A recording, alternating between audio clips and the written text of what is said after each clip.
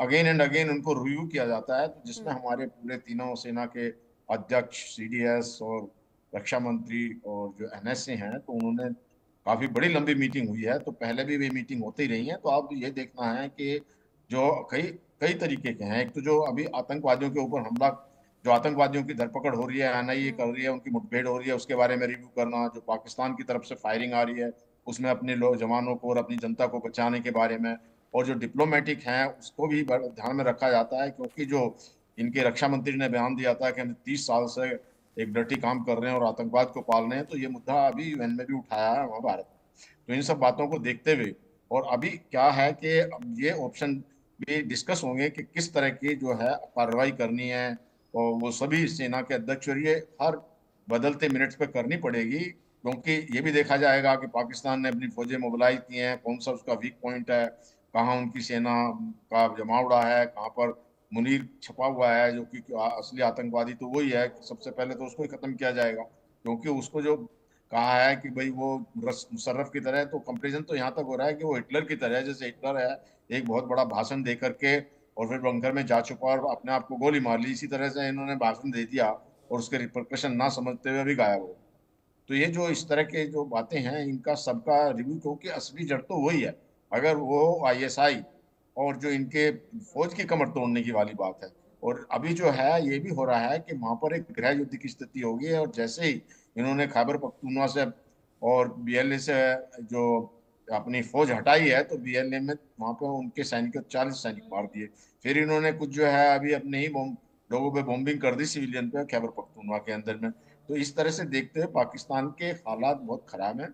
और ये खराब हालात में, और जो इन्होंने एक अपना हाइप क्रिएट किया हुआ है, और जो क्रॉस बॉर्डर फायरिंग हो रही है, तो उसमें ये देखने वाली बात है अभी ये सुनिश्चित किया जाएगा कि पहले टेररिस्ट कैंपों को खत्म करना है, या पहले नेवी की तरफ से प्रहार होगा, या पहले आर्मी की तरफ से प्रहार होगा, या पहले एयरफोर्स की तरफ से प्रहार होगा। तो ये सब एक विकल्प और जो ऑप्शंस हैं उनको डिस्कस करके हम्म। इसके क्या रिperकशन होंगे, क्या फायदा होगा, क्या नुकसान होगा। हम्म। वैसे हमारे इंटरनेशनल रिलेशंस तो अच्छे हैं ही, उन डिप्लोमेटिक रिलेशंस को फर्दर हम्म। स्ट्रेंथन करने के लिए।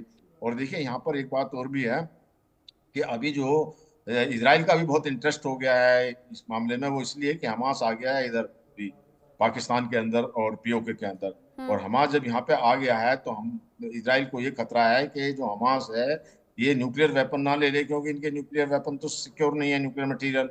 और यही एक कंट्री ऐसा है जिसमें इस्लामिक बम का नाम चलाया था। हम्म। ये जो ईरान है, ईरान ने तो बाद में बनाया। तो पहले भी इसराइल चाहता था 1980 में कि इनके जो न्यूक्लियर वेपन, जो न्यूक्लियर फैसिलिटीज को ध्वस्त कर दिया जाए। और अभी भी वो ये चाहेंगे कि किसी तरह से ये न्यूक्लियर वेपन जो है सिक्योर किए जाएं, और ये आतंकवादी हमास के हाथ में ना पड़ जाए। अगर हमास के हाथ में पड़ जाता है, तो हमास इसको ले जा करके एक जो है डर्टी बॉम्ब के रूप में इस्तेमाल कर सकता है। जो क्रूड बॉम्ब होता है उसमें कोई स्पेसिफिकेशन नहीं होता, एक वो ब्लास्ट तो करते ही उससे रेडिएशन फैल जाता है, जिससे कि अफरा तफरी का माहौल हो जाता है, और उसके रेडिएशन के लॉन्ग टर्म जो शॉर्ट टर्म इफेक्ट होते हैं। तो इन सब बातों को देखते हुए अभी पाकिस्तान का हालात खराब है, और जो हिंदुस्तान ने पूरी तैयारी कर ली है, और अब की बार एक बड़ा प्रहार होगा। इनकी ये सब बातें निकाल दी जाएंगी कि अब हम न्यूक्लियर वेपन यूज करेंगे, आधा पाव का करेंगे हम्म। और पौना पाव का करेंगे, जो सब बातें इस तरह की करती हैं और ये धमकी देते रहते हैं, और जो टेररिस्ट भेजते हैं, प्रॉक्सी वार करते हैं। और वैसे देखा जाए तो जो पाकिस्तान का दुश्मन हिंदुस्तान नहीं है, भारत नहीं है, हम्म। पाकिस्तान का दुश्मन उनकी सेना है। और वो जो सेना जो है, जो हिंदुस्तान का डर दिखा दिखा करके, और ये ऐसा माहौल कर दिया है अभी कि जिससे कि अपने अपने आप को रिलेवेंट बनाने के लिए, और अपनी खुद तो डायरेक्ट लड़ाई लड़ नहीं सकती है। तो इन सब बातों को देखते हुए हालात खराब है वहां पे। हमारी तैयारियां पूरी हैं, मौके की तलाश है। जब भी कोई एक समय और कहाँ कैसे करना है, इसको डिसाइड सीक्रेट रहेगा। ये ऐसी मीटिंग में भी डिस्कस नहीं होता, वो हम्म। टॉप सीक्रेट ढंग से डिस्कस यानी होएगा। आप कह रहे हैं क्योंकि आप भी फौज का हिस्सा रहे हैं, आप कह रहे हैं इस तरह के जो फैसले होते हैं बहुत कॉन्फिडेंशियल होते हैं। हाँ, मीटिंग्स हो रही हैं, इतना तो खबरें आ जाती हैं और तस्वीरें भी आ जाती हैं। आसिफ अली जी, जब पहलगाम में ये आतंकी हमला हुआ उसके बाद से ही पाकिस्तान में तीनों सेना को अलर्ट पर रखा जा रहा था। अब ये जो मीटिंग्स भारत में हो रही हैं उसके बाद तो खलबली और ज्यादा बढ़ गई होगी। ऊपर से आसिम मुनीर भी नहीं है। नहीं, मैंने आपसे पहले भी कहा जनरल आसिम मुनीर यही है, वो कहीं नहीं जा रहे। और दूसरी बात यह है कि कब सेना देखे तो गए थे जाहिर बात आखिरी है बार? हमारी फौज तो अलर्ट है। जी, कब देखे गए थे आखिरी बार? देखे गए थे। वो जब आप कहेंगे आपको दिखा देंगे, अरे ऐसा कोई इशू नहीं है। मतलब मेरी क्या इतनी तो वैल्यू हो गई कि मेरे कहने पर पाकिस्तान के आर्मी चीफ पेश हो जाएंगे? मैं तो नहीं जानती थी। आपके यहाँ से पत्रकार जुड़ते हैं, हुसैन जावेद जी, वो ये कह रहे थे कि इंट्रो ऐसा दे दिया तो उनके यहाँ बत्ती चली गई। मतलब ऐसा भी नहीं है, हिंदुस्तान ताकतवर है लेकिन इतना भी ताकतवर नहीं है कि एक पत्रकार यहाँ से बोले कि आसिम मुनीर पेश हो और आसिम मुनीर पेश हो जाए। मैं पूछ रही हूँ, आप पत्रकार है ना, लास्ट टाइम कब देखा था? वो जब अगर इंडिया ने अटैक करने की गलती की तो वो जब लाल किले में जाके पाकिस्तान का झंडा लहराएंगे तो फिर आप खुद देख लेंगी उन्हें, वो तो कोई इशू नहीं है। तो बाकी जो पोजीशन है, अच्छा मैं एक और देख रहा था, क्योंकि वो अभी कुछ देख रहे थे हम कि एक जर्नैल हैं नॉर्दर्न कमांड के जिनको पेश होने के लिए कह दिया गया है वहां पे, जिन्होंने कहा कि नहीं ये सारा कुछ हमारे अंदर से हुआ है। वो क्या सीन है? क्या बोल रहे हैं आप? दिल्ली तलब कर लिया। क्या बोल रहे हैं आप? देखें, ये एक जर्नैल हैं आपके MV सुशिंद्रा कुमार। अच्छा, उनको क्यों दिल्ली बुला लिया गया है? इन्वेस्टिगेशन चल रही है ना, बुलाया होगा। इन्वेस्टिगेशन तो दिल्ली से लेकर जम्मू कश्मीर तक और देश के अलग अलग राज्यों से जुड़ी हुई है। मतलब इन्फॉर्मेशन तो हर तरीके से निकाली जाएगी, जांच होगी। आपकी तरह थोड़ी है आसिफ अली जी, क्या आए कोई भी हंगामा करके चले जाएं, धमाके करके चले जाएं, बेगुनाहों की जान चली जाए। अभी भी तो धमाका हुआ है। आप कह रहे हैं कि मतलब इन्वेस्टिगेशन ना हो। भाई जिस पर शक होगा उससे पूछताछ होगी, उसके घर में घुस जाएगी जांच टीम और पूछेगी फिर कि कहीं आतंकी कनेक्शन तो नहीं है। यानी आपको जर्नैल पे भी शक है? नहीं, मैं कह रही हूँ इन्वेस्टिगेशन ओवरऑल पूरे देश में जारी है। ओवरऑल आपने जो इन्फॉर्मेशन दी है ये मेरे पास नहीं है। जैसे आप कह देते हैं ना कि आपके पास कहां से एक्सक्लूसिव ये इन्फॉर्मेशन आ गई, तो मेरे पास नहीं है ये। लेकिन मैं कह रही हूं ओवरऑल पूरे देश में जांच जारी है। आतंकियों के तार कहीं से भी जुड़े होंगे, ढूंढ कर निकाला जाएगा। और तार तो आप देख रहे हैं पाकिस्तान से जुड़े हैं। और पाकिस्तान में खलबली ऐसी मच गई है, पहले 250 अधिकारी 1200 सैनिक थे, अब तो ये संख्या बढ़ते बढ़ते 5000 तक पहुंच गई है। मतलब 5000 इस्तीफे एक साथ पाकिस्तान सेना के लिए तो ये बहुत बड़ा झटका।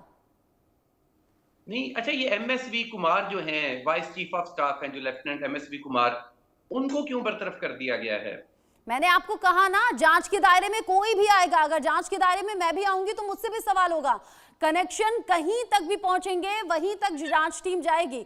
और इन्वेस्टिगेशन के नाम पर पूछताछ होना ये किसी को जुर्म में शामिल नहीं बना देता, किसी को दोषी नहीं बना देता। लेकिन आपके यहाँ ये इन्वेस्टिगेशन होती नहीं है। आपके यहाँ लोगों को मरने के लिए छोड़ दिया जाता है। मैं आपसे सवाल कर रही हूँ और आप सवाल के बदले मुझसे सवाल कर रहे हैं। मतलब आपके पास उन सवालों का जवाब नहीं है कि 5000 लोग कैसे सेना से इस्तीफा दे गए। आपके पास ये जवाब नहीं है कि आए दिन धमाके होते हैं, अभी एक और धमाका हो गया, कैसे लोगों की जान जा रही है। आपके पास इनका कोई जवाब नहीं है, कोई जवाब नहीं है ना। एक ने भी रिजाइन नहीं दिया। और दूसरी बात ये है कि हमारी जो फौज है इसमें सबसे ज्यादा जो तनासब मौजूद है, जहां पे भी शहीद हुए तो अफसरान ज्यादा शहीद होते हैं हमारे। और एक बड़ी हमारे यादगार पिक्चर है, हमारे होते थे आर्मी चीफ भी थे फील्ड मार्शल अयूब खान, 65 की वॉर में उनकी एक पिक्चर बड़ी आज तक रिकॉर्ड पे है, जो खेम किरण पे जाके वो रेलवे स्टेशन पे बैठे हुए नाश्ता कर रहे हैं। तो हमारा जो ऑफिसर होता है, पाक आर्मी ऑफिसर जो है वो सबसे आगे होता है। और दुनिया में सबसे ज्यादा रेशो रशिया के साथ पाकिस्तान की है कि जहां पे अफसरान खुद मार लड़ते हैं। ऐसा है कि कोई छोड़ के चला गया या कोई डर गया या कोई आर्मी छोड़ गया। ठीक है, आपके लिए सब फॉल्स इंफॉर्मेशन है। लेकिन जब भारत जवाब देगा ना, जब भारत कार्रवाई करेगा तो उसमें कुछ भी फॉल्स इंफॉर्मेशन नहीं होगी, जो होगी आंखों के सामने होगा।